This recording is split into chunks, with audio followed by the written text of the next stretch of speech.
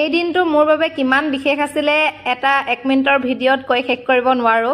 আপোনালোকে ধৰিব পাৰিছে এদিনা আমি কামজাৰি কৰি আছিলো।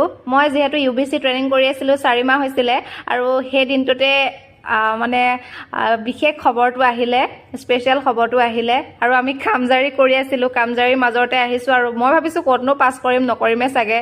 তাৰ পিছত যেতিয়া চালু মানে যেতিয়া ভাল খবৰটো আহিলে ইমানে ফূৰ্তি। আমি কমে কাপাণ্ডু এছাইত 2জনী কোৱালিফাই হৈছো আৰু UB এছাইত কেইজনমান 5জনী মানে কোৱালিফাই হৈছে।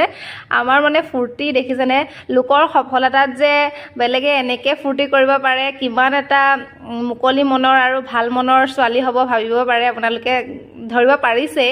আৰু ইমানে ভাল লাগিছিলে নহয়, লগৰ এজনীয়ে যে নিজৰ ভায়েকেও মানে কোৱালিফাই কৰিছে কামাণ্ডুত, তাই পাহৰিয়ে থাকিলে। মোৰ ভাগৰ মানে ৰিজাল্ট পাই চবেই ইমান সুখী, ইমানে ফূৰ্তি কি ক'ব আৰু। সেই দিনটোৰ কথা সঁচাকৈয়ে পাহৰিব নোৱাৰো, সদায় স্মৃতি হৈ ৰ'ব।